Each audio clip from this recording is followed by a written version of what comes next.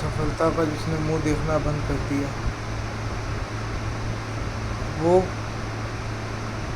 अब जो प्रयास करना है गलत दिशा के अंदर, वो नहीं करता। उसका पूरा का पूरा जो समय है वो अब जो चाहिए वो ही प्राप्त करने में लगा हुआ है। तो अब इससे ये स्पष्ट है कि उसको वो ही मिल सकता है जो कि वो अनुमान लगा सकता है कि इससे ऊंचा कुछ नहीं होगा। पर यदि कोई उसको वो देना चाहता है जो कि जिसके बारे में वो अनुमान भी नहीं लगा सकता, तो वो उसको चाह कर भी नहीं दे पाएगा। और ऐसा भी कुछ है जो कि बहुत सारे लोग हमको देना चाह रहे हैं, क्योंकि हमको पता नहीं है हमारे पास ऐसा एक धन है जो कि शाश्वत है, जो कि परमानेंट है, और वो पास में नहीं है। इसका मतलब कि अभी कुछ भी नहीं है पास में, क्योंकि जो भी क्षणभंगुर है, जो भी टेम्पररी है, वो कितना ही पास में बड़ा लो, क्या फ़र्क पड़ना है, सब कुछ यहीं छोड़ के जाना है। कुछ ऐसा है जो जाने के बाद में भी नियंत्रण में रहता है, जाने के बाद में भी इसको कहते हैं कि वो छूटता नहीं है हमारे से, और वो है हमारी क्षमता। क्षमता किसकी? कितने लोग कितनी क्षमता से, कितनी ताकत से हमसे प्रेम कर रहे हैं, इसकी क्षमता नहीं, बल्कि हम कितनों से कितनी ताकत से प्रेम कर रहे हैं, निष्काम भक्ति, प्रेम और समर्पण से, ये क्षमता है, ये ताकत है। और ये लेकर के जो जहाँ पर भी जाएगा, उसको कोई भी, जिसको कहते हैं कि नुकसान नहीं दे पाएगा, क्योंकि जितना नुकसान देने की क्षमता किसी की भी होगी ना, उससे ज़्यादा नुकसान पहले से ही वो लेके बैठा होगा।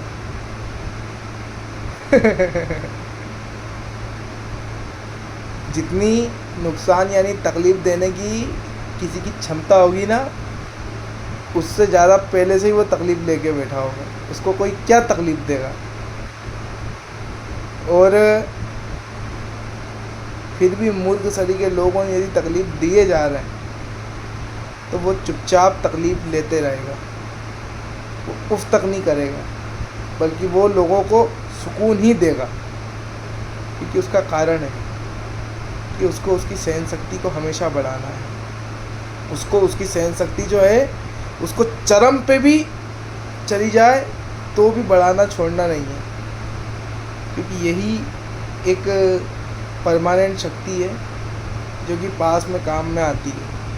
क्योंकि आप किसी पे बल से उसको दबाने की कोशिश करो, तो आपसे कोई है जो इतना बलशाली है, जिसके आगे आप कितने ही बलशाली हो जाओ, आपका बल नहीं टिकने वाला। और उसका एक जायज़ कारण है, तो वो जायज़ कारण ये है कि उसका जो बल है, ठीक है ना, वो आज का कमाया हुआ नहीं है, और वो उसको उसके ऊपर वाले से छीनने की कीमत में नहीं मिला हुआ।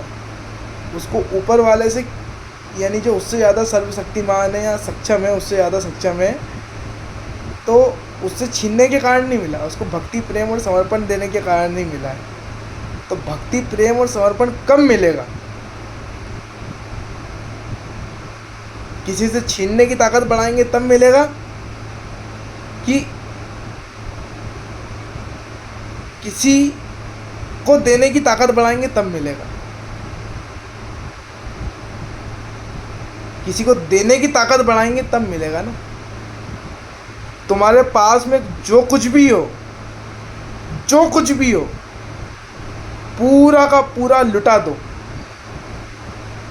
और जब कुछ नहीं बचेगा, ना चमड़ी बचेगी, ना दमड़ी बचेगी, ना शरीर बचेगा, ना पोषण बचेगा, ना भावना बचेगी, ना विचार बचेगा, ना कुछ नहीं बचेगा, वो इकलौता शाश्वत रहेगा। वो इकलौता जो परमानेंट है ना, वो इसी प्रकार दहाड़ेगा। तुम्हारा अहम जो है, अहम के आगे का आ रूपी जो अंधकार है, अज्ञान है, वो उसके पीछे के हम के प्रति भक्ति प्रेम और समर्पण नहीं देगा यदि, तो किसी के माई के लाल में ये दम नहीं है कि कर्मों की भाषा में जो मांग उसने रखी है वो उसको मिलने से कोई रोक पाए। यदि वो हमारे आगे अहम, तुम्हारा हो हमारा हो किसी का भी हो, अहम के आगे का जो आ है, यदि भक्ति प्रेम और समर्पण नहीं करेगा तो उसके प्रति हम भी भक्ति प्रेम और समर्पण जो रहेगा ना, नहीं झुकेंगे। वो झुक जाएगा, हम उसको अपना सब कुछ दे देंगे, और वो उठ जाएगा तो हम तो झुके रहेंगे, पर उसके आगे नहीं, जो लायक है उसके आगे। यानी कि जो खड़ा हुआ है पर झुकने की क्षमता भी रखता है लायक के आगे, यानी जो झुकता है उसके आगे झुकता है, जो खड़ा होता है उसके आगे खड़ा होता है। तो हम अपने पिता के आगे झुकें, क्योंकि वो तो जो हमारे सामने खड़ा है उससे ज़्यादा सक्षम है, और हमारे पिता जो हैं वो उनके पिता के आगे झुके हैं। तो वो फिर क्या करेंगे, जो पूरी की पूरी साथ में कर्तव्य की पूरी वो आ रही है ना, जो धरोहर उनके साथ में, जो पूरा भलभलाता हुआ प्रकाश सरी का अहम के पीछे का जो हम है, वो अंधकार के ऊपर जब अपनी वाली बताएगा, तो जो अहम है यदि मिटा नहीं है ना, तो वो बुरी तरीके से सबसे पहले हर्ट होगा, और हर्ट होने के बाद में निस्तानाबूत हो जाएगा। प्रकाश उसके अंदर भराएगा ही नहीं जा कर के, और प्रकाश नहीं आएगा तो जो अहम है, अंधकार है जो है ना, वो प्रकाश के ऊपर ही ग्रहण नहीं लगाएगा, वो खुद के ऊपर ही भी ग्रहण लगाएगा, क्योंकि अंधेरे का अस्तित्व ही प्रकाश से है। अंधेरा जब भरा जाता है ना प्रकाश से, और प्रकाश की लपट उसके बाहर तक भलभलाती हुई आने लगती है, तब जाकर के कहीं, तब जाकर के प्रकाश जो है उसकी कृपा से पारदर्शी कपड़े की तरह जो अहम रहता है ना, वो चमक सकता है।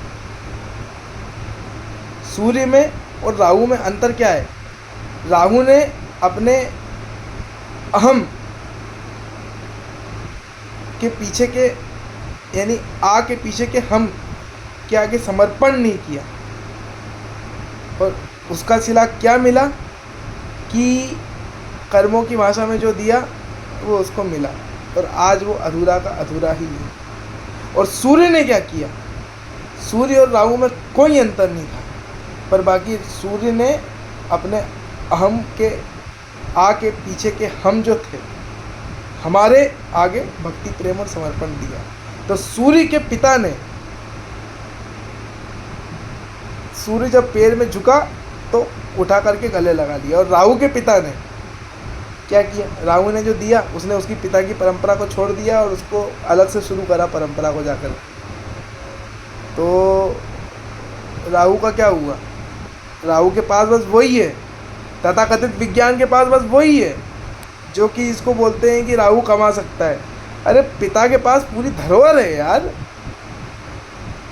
जो चला आ रहा है, जो चलन है, जो परंपरा चली आ रही है, जो सनातन है, जो तंत्र सिस्टम चल रहा है, वो पूरा का पूरा उसके पास में।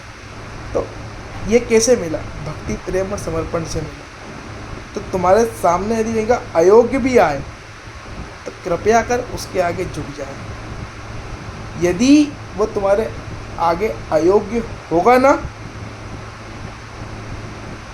तो भगवान जिसको कहते हैं, जो तुम्हारे पीछे जिसके आगे तुम झुके हो, ठीक है, तुम पहले से जिसको बोलते हैं भगवान के आगे झुके हो, तभी तो इसको बोलते हैं कि तुम झुक पा रहे हो उसके आगे भी, क्योंकि तुमको उसमें भी भगवान दिखाई दे रहे हैं, है ना। तो भगवान जो है वो उसको ऐसी हार देंगे कि उस हार का उसको अनुमान भी नहीं लगा पाएगा, उस हार को महसूस भी नहीं कर पाएगा वो। और जब एक समय के बाद में थका हारा और मेहनत करने के बाद में थकान के साथ जब वो किनारे पे आएगा और देखेगा कि उसके दूसरे भाइयों जो हैं, जो पहले से बगैर थकान के पानी के बहाव के साथ बहकर अपने आप किनारे लगे हुए हैं, और वो थकान से आया किनारे पे, पर उसके बाद में भी जो उसका किनारा है वो टापू है, और उसके भाई जो हैं वो टापू के ऊपर भी उनका नियंत्रण है, और जो अंतिम छोर है नदी का या समुद्र का, उधर भी उनका पूरा का पूरा जोर है। तो भक्ति, प्रेम और समर्पण सबके आगे अनिवार्य होना चाहिए। झुक जाओ, जितना ताकत से झुकता बने, झुकने की ताकत को बढ़ाओ। और यदि फिर चाहकर भी यदि नहीं झुक पाओ, एक चरम सीमा आएगी, एक स्थिति आएगी कि तुम्हारी झुकने की क्षमता जो रहेगी वो भी ख़त्म हो जाएगी। वहाँ पे पूरी कोशिश करो, पर फिर भी तुम यदि नहीं झुक पाते हो ना, तो इसका मतलब ये है कि भगवान जिसको कहते हैं वो तुम्हारे आगे आकर के खड़ा हो गया है।